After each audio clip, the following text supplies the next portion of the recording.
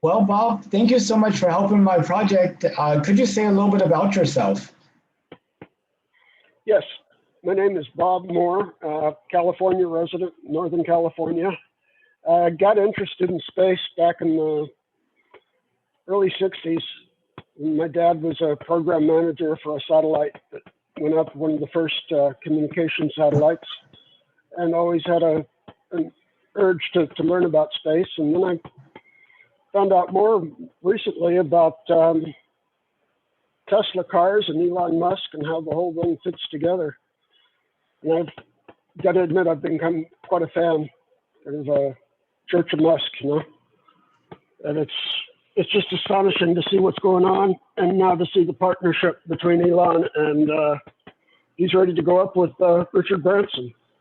So that's coming together. I just wonder how Jeff Bezos is going to fit into the whole thing. Well, and Jeff Bezos is having his first crewed flight of his New Shepard suborbital rocket next Tuesday morning. Yep. But I mean, these guys are just, they're not even low Earth orbit. It's like they say, it's an amusement ride. Yeah, but it's the future, it's the potential. It's just a little sampler. It's like walking through the mall and getting, a little piece of chicken in the little throwaway cup type of thing. So it's a taste of space. Sure. So did you know that NASA was planning to send people to the moon in 2024? Well, yeah, and I heard that Elon got the contract to do the moon lander, which to me is really amazing. He beat out Bezos and the other guys, to land the big tall rocket on the moon. And it just doesn't make sense to me, but he's got the contract now. I think a lot of it had to do was that NASA didn't get much money for the lander, and SpaceX was the cheapest. Really? Okay. However, did you hear that the national team led by Blue Origin and Dynetics have protested the wording of the SpaceX human landing system contract, and it's currently with the GOA, or Government Accountability Office, GAO, and right now everything's on hold until that their protests have been kind of ruled on. Yeah, I hadn't heard anything recently. Yeah, I think they're supposed to announce their decision in August. Really? Okay. I think Elon's going to go ahead and try it on his own, to tell you the truth. He's not a man to be stopped by, some government contract. I don't think. The government helps, and obviously it's helped him get as far as he has now. I don't know, I didn't realize how much funding they were putting into the whole Starbase plan and expansion. Yeah, I think Elon's of the mindset, not who's going to let me, but who's going to stop me.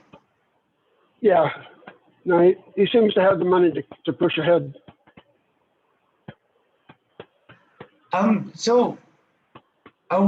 Were you, I guess, old enough to remember the first time that we landed on the moon back in 1969? Sure. Yep. I graduated from high school in '67. I'm going to be 72 this year, September. It's something we all got excited about, and then space became more commonplace and people started to just kind of ignore it for the most part. And, right now I think we're on the dawn of a new expansion with what Branson just did, and there's a lot going on, and I think it's a time to be excited. I feel like the 2020s are what people in the 1960s thought the 1970s were going to be.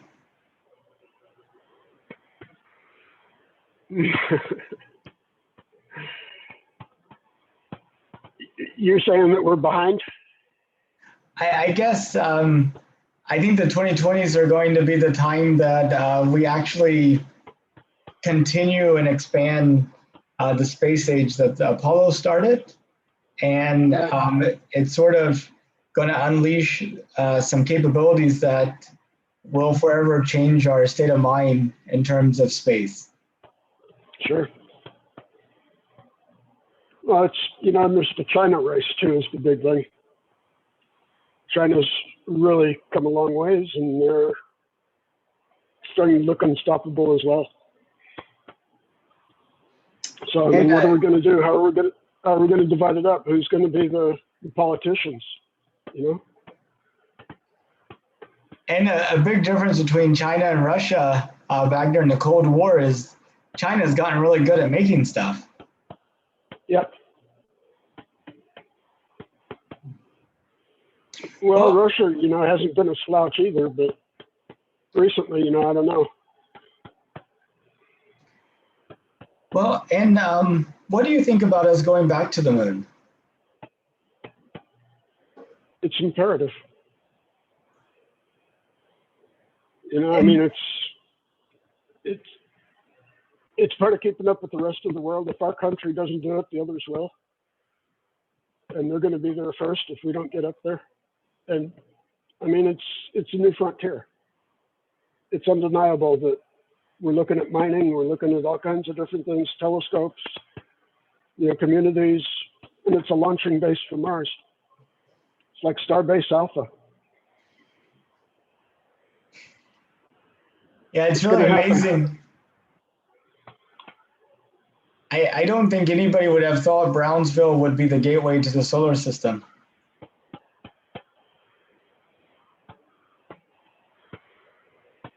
Yep. Who knows? But, in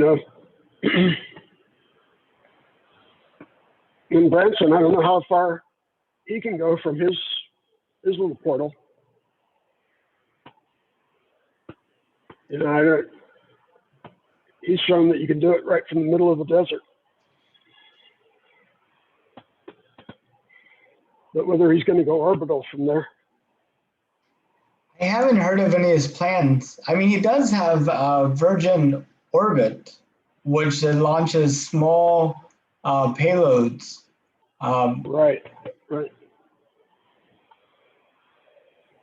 Now, can he combine that with his passenger service? I mean, the weight seems very different between the two.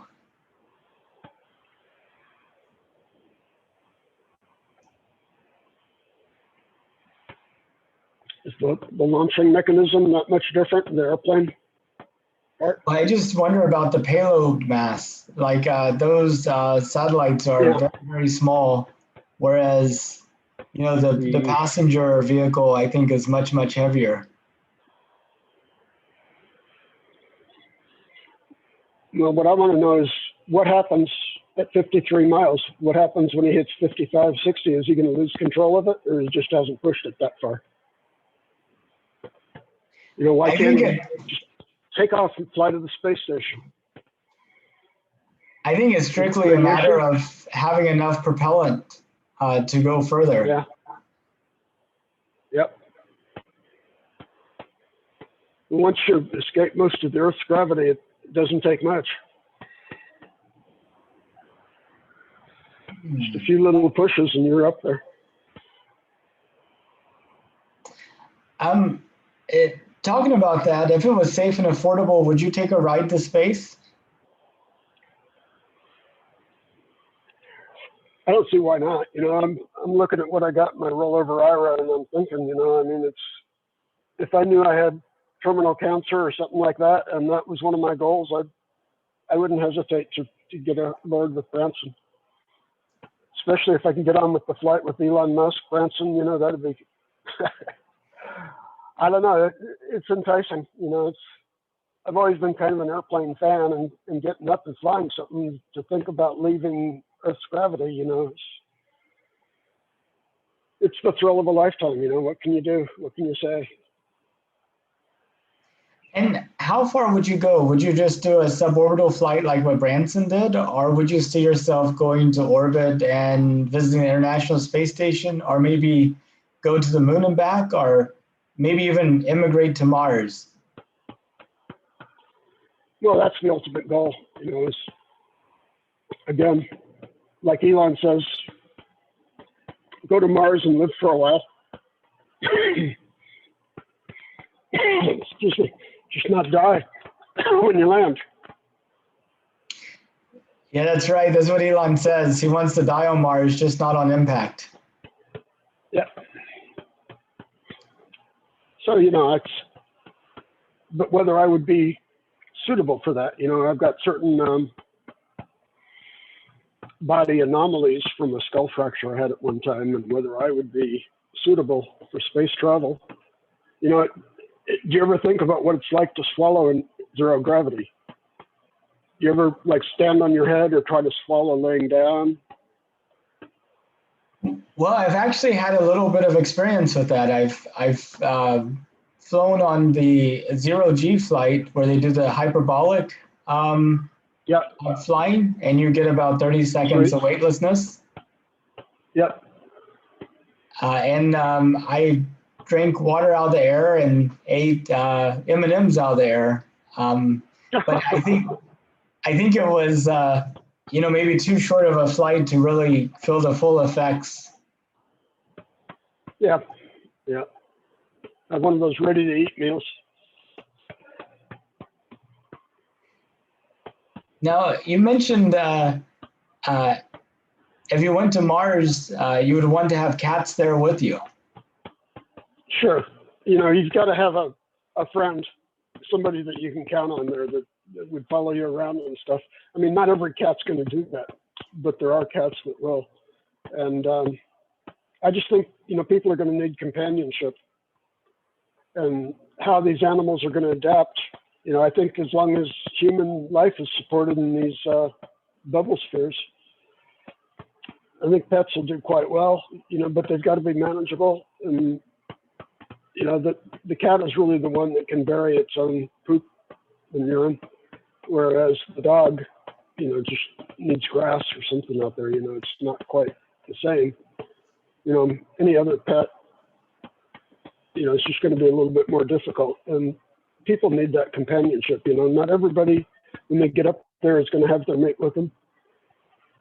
And they just need somebody they can identify with, somebody to talk to at night, Yeah, that totally makes sense. Do you think there'll ever be, spacesuits for pets? Oh, undoubtedly.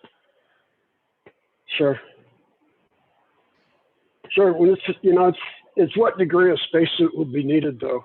I was talking to my wife about that, looking at what the people on Branson's flight wore versus, say, those gorgeous SpaceX suits that they've been using up to the space station recently on the latest Crew Dragons. I think there will be something.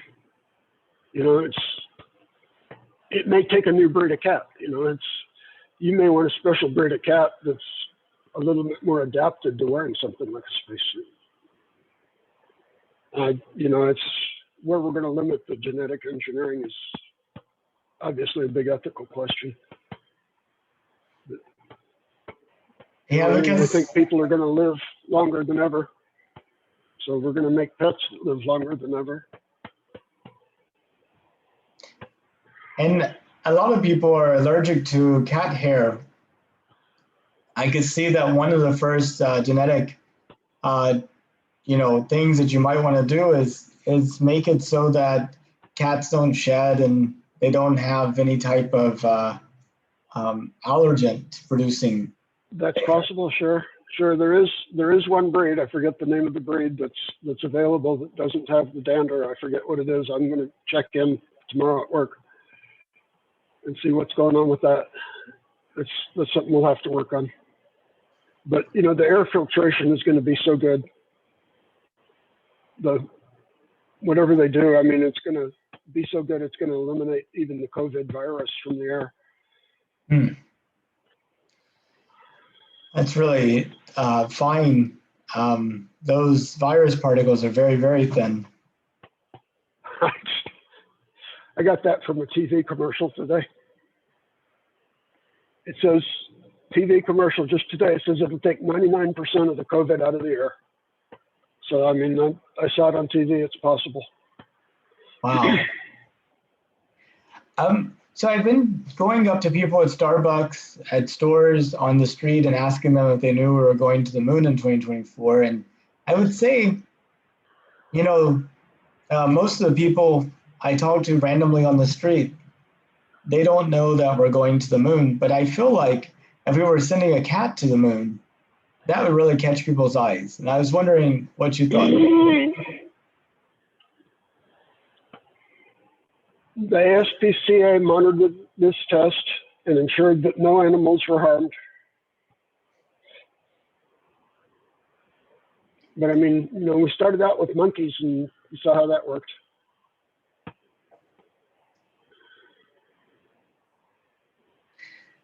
Yeah. But I think, you know, as long as the cat doesn't get disoriented in the zero G, you know, if it's able to get around, I don't know, you know, it's in the zero G environment, it's going to have some difficulties. That'd be interesting. Yeah, you might want to put some flippers on its hands so that it can push against the air a little bit better. Yeah, it's going to take some adaptation, just like people. I mean, I can see the cat kind of bouncing off a wall and being like floating in the middle, away from everything, and being in sheer panic, like, hey, I can't move. Yeah, they probably already tried it in those flights, like you were saying you were on.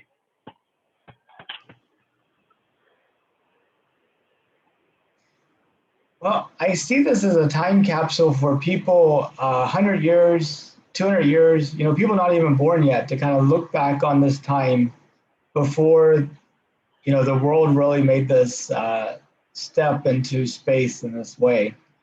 And I was wondering if there's anything about this time that you think would be key to capture.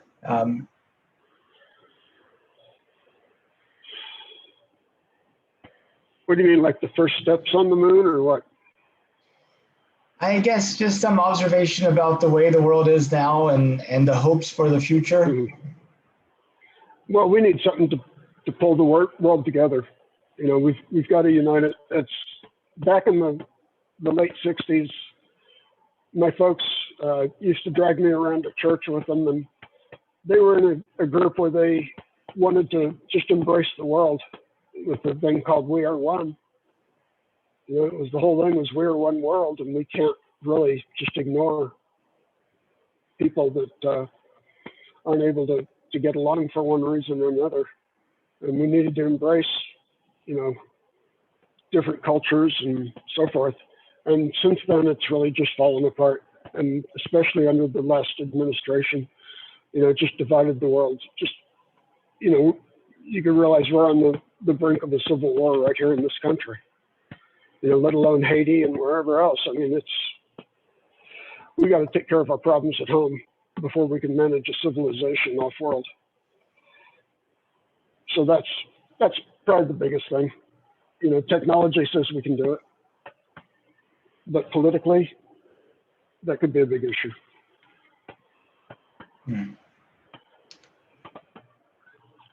And no, we definitely have our challenges for sure.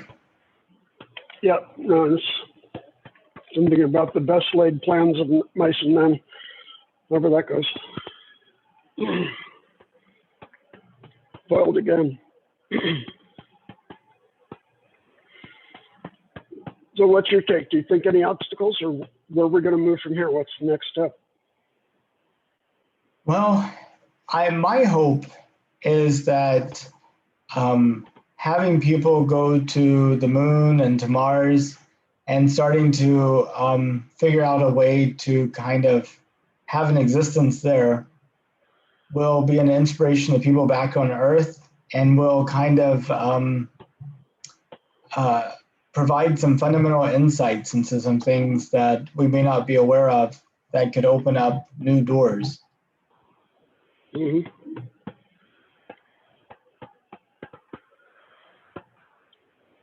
What do you think about, right now the United Nations is, it's been a really kind of amazing institution, getting representatives from all the countries in the world together in the same room to kind of talk Yeah. about global policies and issues. But in many respects, there people go to the UN building and it's just another building. But what if the UN was actually housed in a space station and all these delegates, went into space and they were orbiting around the Earth every 90 minutes? I just wonder what kind of mindset change that might have.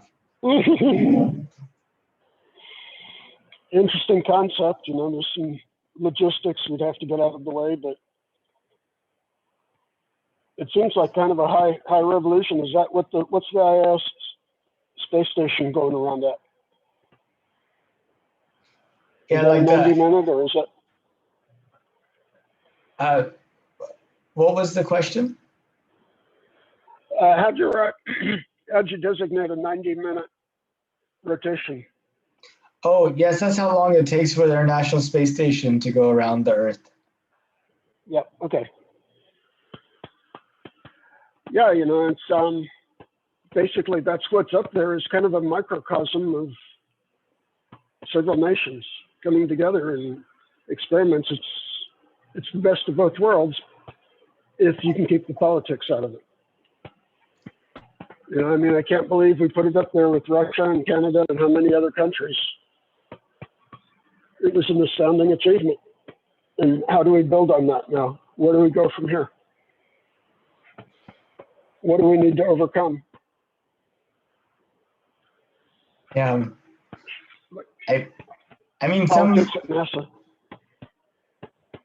Yeah, it's a challenge. If you're Elon Musk or Jeff Bezos, your goal is to get people in space and to open up the space frontier and really create a legacy. If you're, a space contractor, your goal is to get quarterly profits. And if you're elected official, your goal is to get jobs in your district. So you have all these forces kind of at work. Mm-hmm. If you're an independently wealthy private developer,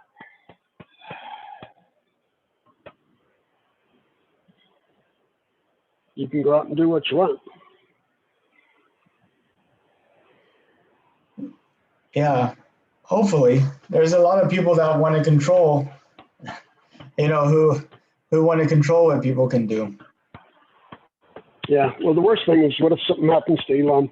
It's like, how many people think maybe I should take this guy out for my business? I don't know.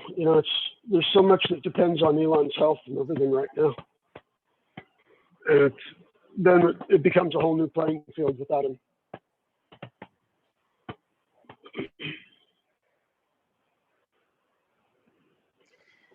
And it does. Well, did you have any questions for me? No, not really. I just, can you send me a link again to where the project is based, where I might be able to see any statistics or what you're doing to follow up with this information? If you're going to put together a series of video clips or audio clips or summaries, I'm just curious where you want to take the project next. Well, right now I'm sort of challenged and focused on just keeping up with the interview a day to the end of 2024. I haven't missed a day yet. So each day I don't miss adds more pressure to not missing another day. So,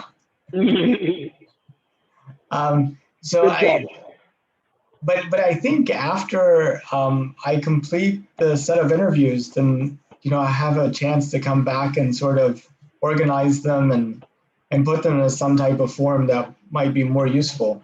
But I'll send you the link. I post them all unedited at countdowntothemoon.org, which I can send you. Okay. And Okay. I have a friend helping out, creating like little summaries for each week. So it's kind of pretty much all we've done so far. Yep. Okay. Well, I'm going to keep an eye on it, and good luck with your future interviews. And be anxious to see how you carry the project forward. Well, thank you so much, Bob. I really appreciate you being a part of it. Sure, Nathan. You have a good evening. You too. Bye-bye. Bye.